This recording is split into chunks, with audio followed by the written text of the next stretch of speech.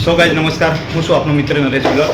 દોસ્તો, હું ઘણા દિવસથી એટલે કે લગભગ 1 મહિનો થઈ ગયો ડૉક્ટર સાહેબ મને કાયમ કહે છે કે નરેશભાઈ આવો યાર 5 મિનિટ બેસો, આવો પણ કંઈક ને કંઈક કારણસર કોઈ જગ્યાએ જવાનું થઈ જાય, કંઈક ને કંઈક બીજું કામ આવી જાય અને અમુક વખત વિચાર થાય કે ડૉક્ટર સાહેબ પાસે જઈને થોડી વાર બેસું, પણ એવું થાય કે એમના પાસે પેશન્ટો હશે ઘણા બધા, તો એમને જઈને આપણે તકલીફ આપીએ, પેશન્ટો હોય તો એના હિસાબે આવ્યો નહીં. પણ આજે સ્પેશિયલી એવું થયું કે દિમાગમાં વિચાર આવ્યો કે 100% આજે સાહેબને મળવું છે. તો મિત્રો, હું તમને સાહેબને મળાવીશ.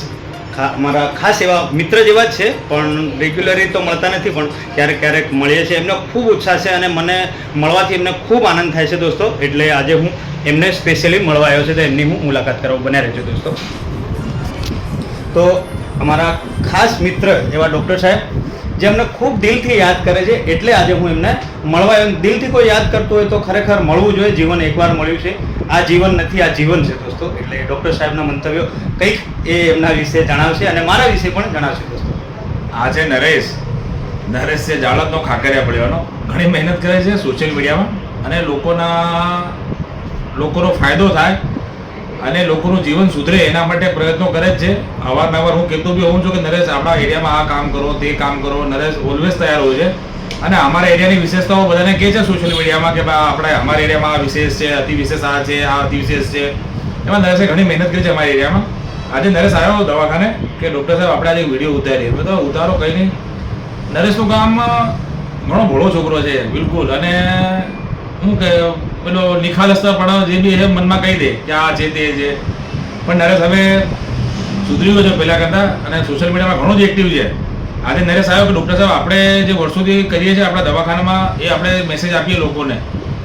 તો મિત્રો એટલું કહું કે ખાલી પુલવામામાં જે એટેક થયો હતો, આપણા શહીદોને કોઈ આતંકવાદી લોકોએ નિશાન બનાવી હતી બસને, અને બસમાં આપણા નિહતના સૈનિકોને માર્યા હતા. એ વાતને લગભગ થઈ ગયા છે 5-6 વર્ષ જેવા થઈ ગયા. એના પછી તો સર્જિકલ સ્ટ્રાઇક બી થઈને ઉરી બી થયું. તો જે દિવસે પુલવામા થયું હતું એ દિવસે મેં બીજે દિવસે મારા દવાખાનામાં બોર્ડ માર્યું હતું કે મારા દેશના જવાનો, army, BSF, commando, para commando, કોઈ પણ એને આપણે દવા બિલકુલ ઓછા મૂલ્ય કરવાની, એટલે જેટલી કે એનો કોઈ ફીસ કંઈ નહીં. અને એ લોકો ગમે ત્યારે બી મારા દવાખાનામાં ગમે ત્યારે આવી શકે, અને જે કોઈ દેશ માટે શહીદ થઈ ગયા હોય એને બિલકુલ ફ્રીમાં દવા કરવાની. એના માટે અમે પ્રયત્નશીલ છે. લગભગ 6 વર્ષ થઈ ગયા. લગભગ મારી પાસે અત્યારે હાલમાં રેકોર્ડ પ્રમાણે 80-85 પેશન્ટો એ દવા લે જ છે.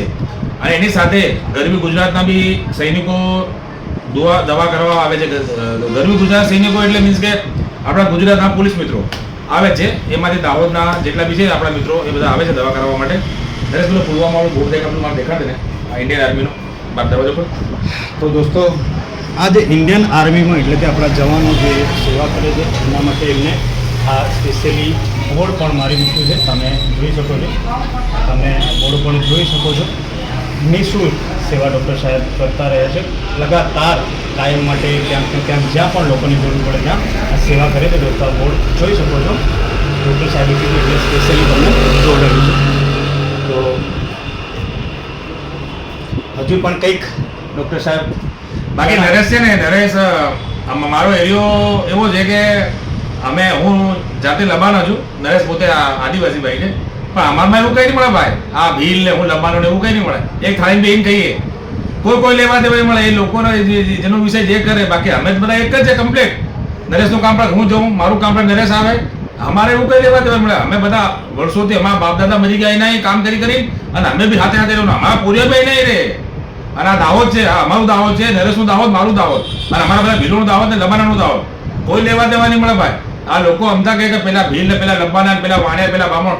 મારા ભીલ અને હું બી એમના માટે હું લબાનો. અને બાકી અમે બસ ચકાચક જીવીના જિંદગી. અમારા દાહોદ જેવો ઘણો પ્રદેશ કોઈ જગ્યાએ નહીં મળે. આખા દાહોદ આખા ઓલ્ડ વર્લ્ડમાં નહીં મળે. દાહોદ છે ભાઈ. અને આવો કઈ ઈચ્છા થાય તો દાહોદમાં આવો, કોઈને મેં રહેવો તો રહો. બાકી બીજી એક વસ્તુ કે નરેશના એરિયાના અંદર વિશેષતાઓમાં લખેશ્વરી માતાનું મંદિર છે, બહુ પુરાણું મંદિર છે. આવો દર્શન કરો. સેકન્ડ થિંગ કે અમારો બેરુભાઈનું હોટલ છે, હોટલ અવંતિકા રિસોર્ટ, એ બહુ ફેમસ છે. અહીંયા આવો.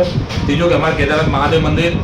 ચોથી વસ્તુ કે અમારા અહીંથી નિયર બાય પીપળકોટા હનુમાનજીનું મંદિર, એમાં દાહોદથી નજીક જ પડે છે, ત્યાં જઈ શકો. પછી બહુ જૂનું મંદિર છે અમારું નરેશભાઈ કયું બાવકા શિવ મંદિર, એ બી અતિ વિશેષ છે. બહુ બધું છે દાહોદમાં ફરવા જેવું. અને કરીએ, સનાતન માટે કામ કરીએ અને બધા આગળ વધીએ. તમે બી વધો, નરેશને બી આગળ વધારો. નરેશ ખૂબ મહેનત કરે છે ભાઈ. આ 2-2.5 વર્ષ થઈ ગયા અને આ લાઈન પછાડી પર 6 મહિનાથી પાછો હીરો બની ગયો છે આમાં અને કરી રહ્યો છે મહેનત. અને હું તો દુઆ કરું કે આ માણસ જાય આગળ અને આના થઈ જાય ફટાફટ સબસ્ક્રાઈબર જેટલા થાય એટલા. અને હું આને રોજ 1-2 વિડીયો મોકલીશ. બધી બીમારીઓના આપણા ભીલ સમાજમાં અંદર અમુક એવી કહી દે છે લોકો કે આ રોગ નહીં મટે, આ મટે નહીં, આ મટે, એવું કંઈ નહીં મળે. અમુક રોગોની આપણી પાસે માહિતી જ નથી પ્રોપર. મને જેટલું નોલેજ છે એટલું નોલેજ હું આલીશ, નરેશને આલીશ. અને દર રોજ એક વિડીયો એક નાના રોગ વિશે મેલેગા. બરોબર છે? આભાર. તો મિત્રો, અત્યારે ડૉક્ટર સાહેબે ખૂબ સારી એવી ચર્ચા કરી રોગો વિશે, પણ દરરોજ એક વિડીયો, કોઈક મોટિવેશન વિડીયો પણ જણાવશે, કંઈક રાજનીતિ વિશે પણ, જેમને એમના મંતવ્યો જે રીતે એ રજૂ કરે એ મંતવ્યો હું તમારા સમક્ષ રજૂ કરીશ મિત્રો.